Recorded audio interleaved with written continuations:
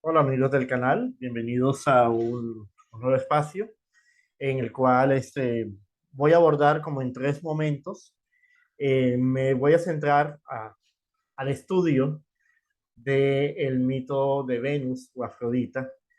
y en tres momentos voy a dar cuenta de cuáles son los aportes que podría hacer desde la teoría analítica con referencia a este mito que nos va a llevar a las temáticas referidas a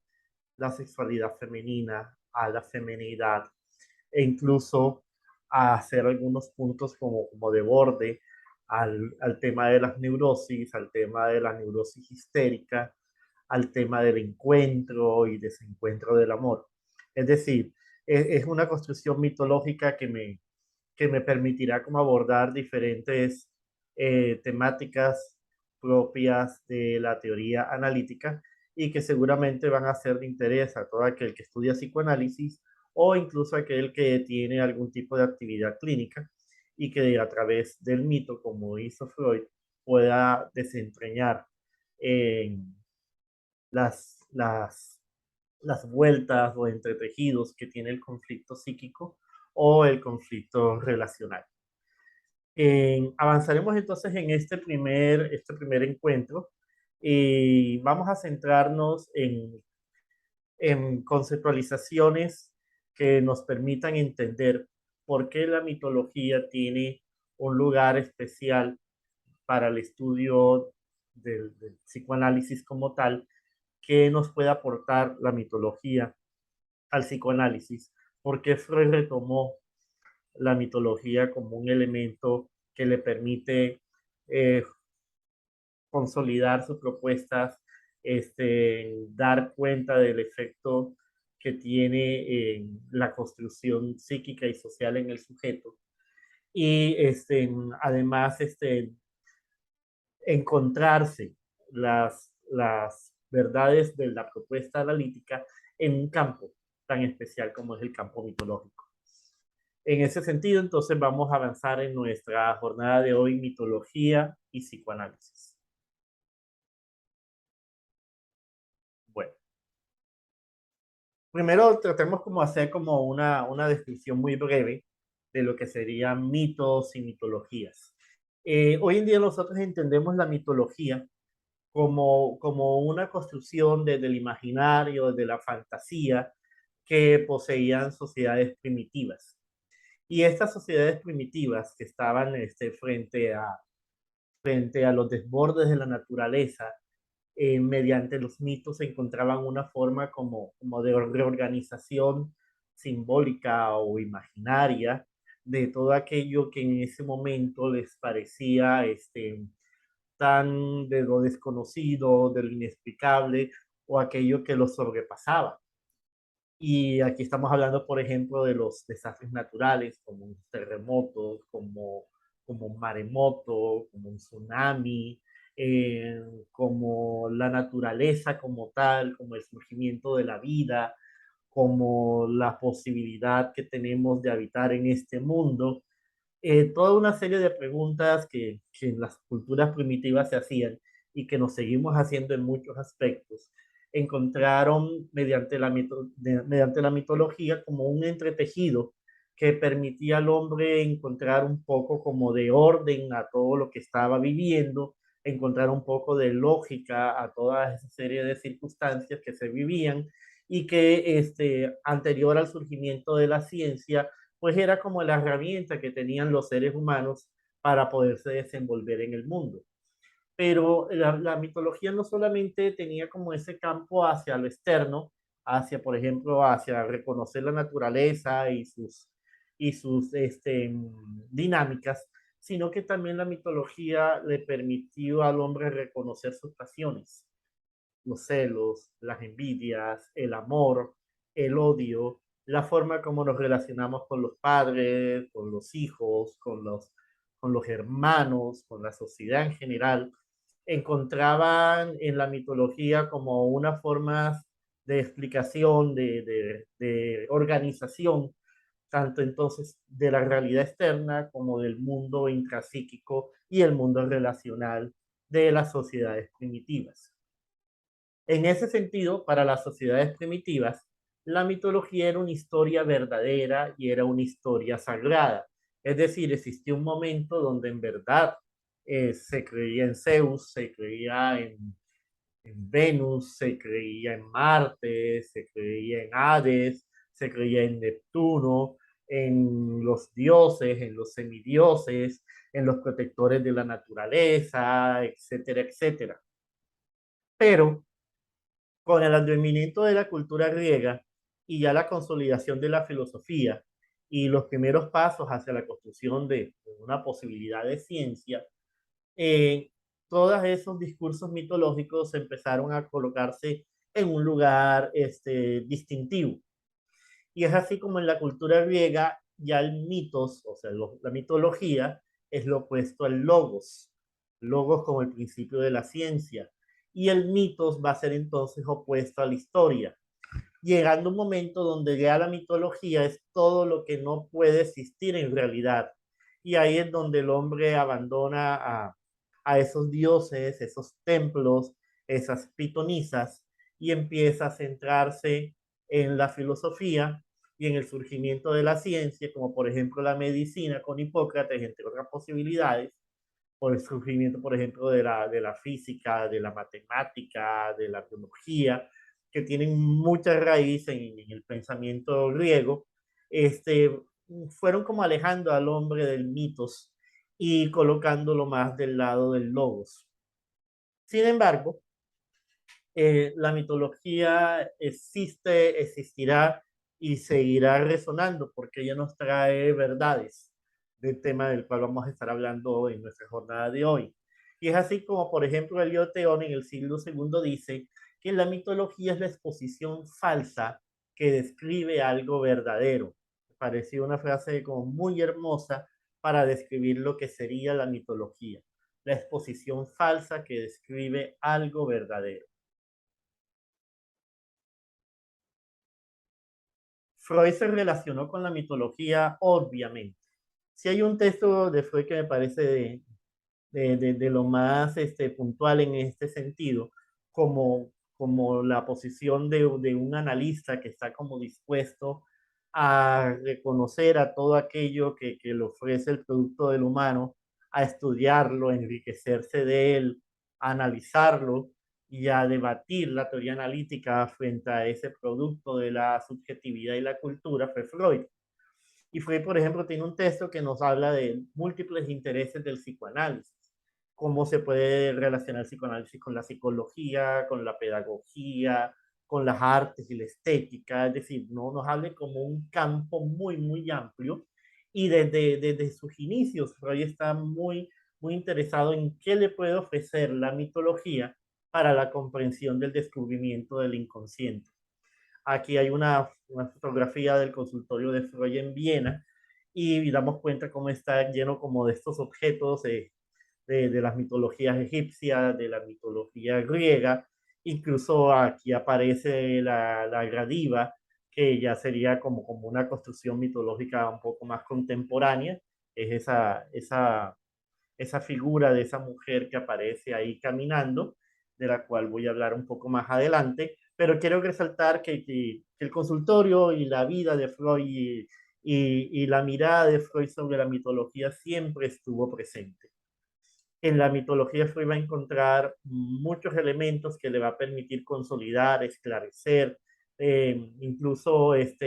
apropiarse de la teoría analítica de una forma mucho más clara, incluso mucho más pedagógica en algunos casos. Ya desde la época psicoanalítica, Freud nos está hablando de la mitología. Y aquí tenemos a Wilhelm Fliess, que es un amigo muy cercano de Freud, sobre todo en la época psicoanalítica, con el que mantiene una correspondencia bastante fluida. Y él, escribiéndole a Fliess, le dice que los mitos son ilusiones proyectadas hacia un afuera. Para el tema de la mitología, el mecanismo de la proyección va a ser muy importante. Ahora, ¿qué se proyecta? Aquello que puede ser inaccesible al yo, que puede ser perturbador al yo, que puede ser desconocido al yo, se proyecta en lo externo. De esa forma, pues, es como una mirada desde afuera que permite disminuir un poco la angustia que se siente hacia adentro. Los mitos entonces son ilusiones proyectadas hacia afuera. Y en esas correspondencias con Fliss, la del diciembre de 1897, escribe Freud: ¿puedes imaginar lo que son los mitos endopsíquicos? He ahí el último engendro de mis gestaciones mentales. La borrosa percepción del aparato psíquico propio estimula ilusiones y pensamientos que son naturalmente proyectados hacia afuera. Es decir, aquí seguimos en el mecanismo proyectivo, se estimulan ilusiones, se estimulan pensamientos en el psiquismo que son proyectadas hacia afuera, por lo común en el futuro, por el común en el más allá. La inmortalidad, la justa recompensa, la vida después de la muerte, son todas reflexiones de nuestra psique interior, temática que Freud va a llamar una psicomitología. Freud entonces nos está señalando que el producto de lo mitológico es un producto de una proyección de lo humano, donde colocamos allá afuera toda una serie de temáticas que podrían llegar a ser angustiosas al yo, o por ejemplo la temática de la inmortalidad, la vida, la muerte, el más allá que tanto nos puede angustiar, el tema del futuro, la vida después de la muerte, reflexiones de la psiquis interior que pueden generar angustia en tanto nos llevan a lo desconocido. Mediante la mitología se permitía encontrar como una organización de todas esas preguntas y un alivio en tanto el mito daba respuestas a eso que no tenía respuesta desde lo psíquico. Ahora, ¿por qué ese interés por la mitología y el mito? Seguimos preguntándolo, y es que Freud encuentra en el mito los mismos recursos psíquicos del sueño y de las formaciones del inconsciente. Entonces Freud nos dice que en el discurso de la construcción de una historia mitológica hay condensaciones, hay desplazamientos, hay simbolismos, es decir, el mito incluso cumple con los procesos de desfiguración. Y este mito, como todo producto del inconsciente, como toda formación del inconsciente, tiene funciones. Tiene una función de organización simbólica de aquello incomprensible en lo externo o frente al propio mundo psíquico. Es un relato atemporal, es decir, el relato mítico no es un pasado, no es un presente, no es un futuro, es un relato temporal que expresa una verdad que por otros medios sería angustiosa. Y el mito moviliza toda una serie de procesos defensivos, moviliza mecanismos de proyección, de identificación proyectiva, de deformaciones que permiten también una forma de catarsis, es decir, cuando tú entras al mito, lo vivencias, te identificas, proyectas, te identificas proyectivamente, vives como toda la vivencia de esa historia, y esa catarsis luego nos lleva incluso a un alivio o a un descanso. Es decir, no por azar a los niños se le leen los cuentos antes de dormir, el cuento que tiene como toda esa construcción de proyección de fantasía, de temores, de angustias, atravesadas por el discurso de un cuento que lleva a una resolución, lleva luego al niño, o incluso a nosotros los adultos, luego como a dormir en paz. Es decir, porque hace una reorganización de elementos inconscientes, preconscientes, inconscientes. El mito, la mitología, tiene una función social, cultural, y tiene una función también para el sujeto como tal. Y Freud es mucho, pero muy, muy claro en ese reconocimiento de la construcción mitológica como una construcción deformada de algo que nos produce angustia. Y aquí podría, por ejemplo, retomar cuando Freud hace como todo el trabajo sobre la conquista del fuego, un artículo de 1932, donde fue retoma la construcción mitológica y señala que los mecanismos utilizados son la figuración por medio de símbolos y la mudanza por lo contrario. Aquí el mito básico es el mito de Prometeo. Y podríamos llegar incluso un poco más lejos en este campo de lo mitológico, del mito, de la discursividad mitológica. Y cuando nosotros revisamos el texto de Freud de la novela familiar del neurótico, es como darnos cuenta cómo el niño hace de sus vivencias una construcción mítica. Entonces nos dice Freud en el texto, el niño ve a sus padres como reyes o como reinas, él como un príncipe o una princesa, y cómo va como cayendo como toda esa mitificación de los padres en la medida en que el niño avanza en su desarrollo psicosexual. Es decir, el mito y la construcción mítica parece que nos acompaña desde la infancia. Y podríamos también pensar el discurso del neurótico en consulta también como una construcción de ese mito del neurótico, donde existen incluso como unos puntos de anclaje que son como repetitivos en tantos pacientes, la relación con la madre, la relación con el padre, la relación con los hermanos, los infortunios de la vida y la forma como se asumen por parte de un sujeto, nos llevan como también como una construcción mítica que nosotros hacemos de nuestras propia historia. Ahora, el mito también le permite a Freud como organizar, como centrar, como encontrar herramientas para el armazón de la teoría analítica. Y podríamos encontrar tres lugares de la mitología en la teoría freudiana, por ejemplo, un medio de confirmación teórica. Y en ese sentido, por ejemplo, Edipo o Hamlet, cada uno desde su estilo, le permiten a Freud confirmar todo aquello que venía escuchando en sus pacientes histéricas, en sus pacientes obsesivos. Y en últimas es como todo el tema del incestuoso, todo el tema del amor entre los padres y los hijos, pero también el odio, también el sentido desde el eros, pero también el sentido desde el tánatos. Y en Edipo, Freud se centra mucho más en lo incestuoso y en el cumplimiento del deseo incestuoso como tal. Y por otro lado, en Hamlet nos lleva como todo el tema del odio, nos va a desembocar en el parricidio, que luego también trabaja en Dostoevsky. La mitología también se convierte como en un recurso explicativo. Cuando leemos el texto de 1920, más allá del principio del placer, y Freud está como señalando estos campos entre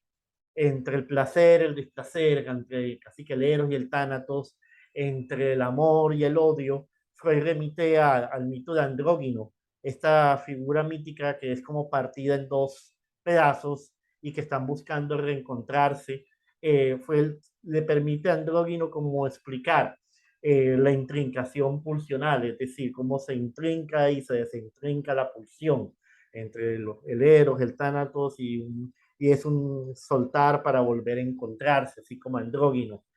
Y también como un modelo de comprensión del fenómeno subjetivo o cultural, y en ese sentido Totem y Tabú es como el texto como más claro, que nos muestra mitos, fantasías, construcciones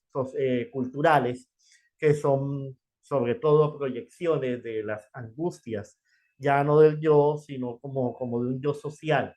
Y ahí nos habla del tabú a los demonios, a los fantasmas y a toda una serie de posibilidades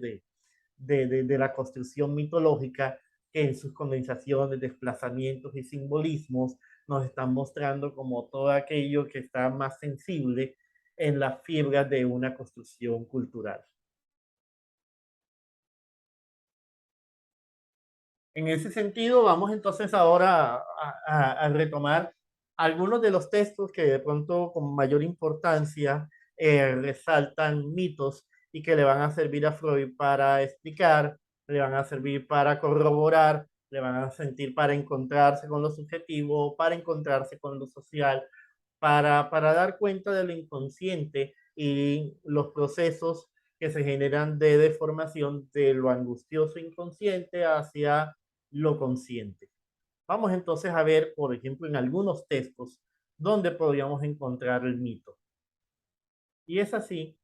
como, por ejemplo, ya en la época pre-psicoanalítica, Freud está muy interesado, junto con Emile Charcot, cuando están haciendo los primeros estudios sobre el campo de las histerias, y se interesan mucho sobre las míticas brujas. Y ellos se encuentran en las brujas estas mujeres poseedoras de un saber,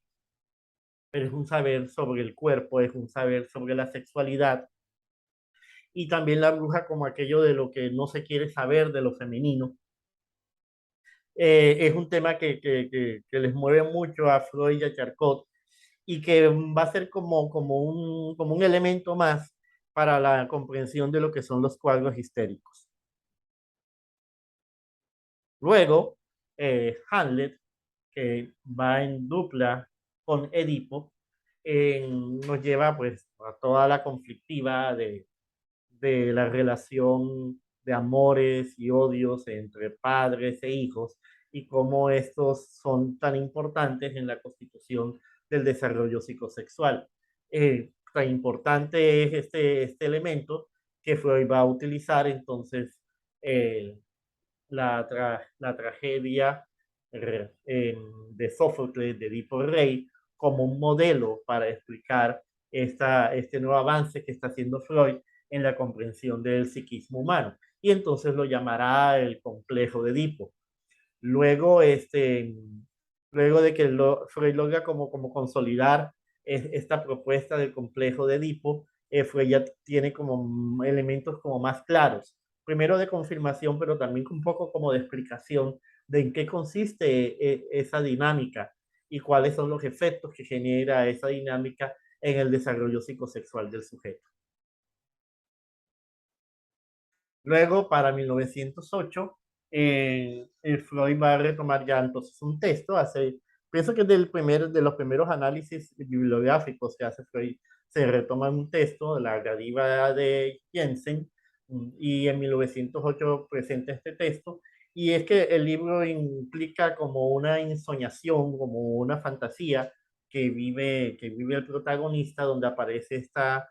Gadiva, que es como una mujer fantasmal que va caminando por las calles de Pompeya, que aparece y desaparece. Y Freud va a retomar esto para hacer como un análisis este, de por qué ese personaje aparece en esa ensoñación y cuál es el verdadero sentido del personaje ya para la historia del protagonista de la novela.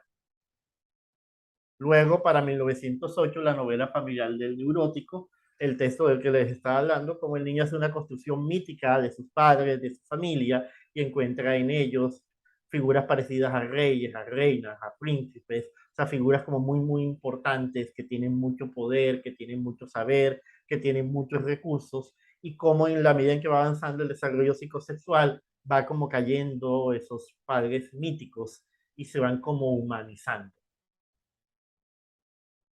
Luego, vamos a encontrar en Grandes Diana de los Efesios, un texto de 1911. Freud entonces retoma a Diana la Cazadora,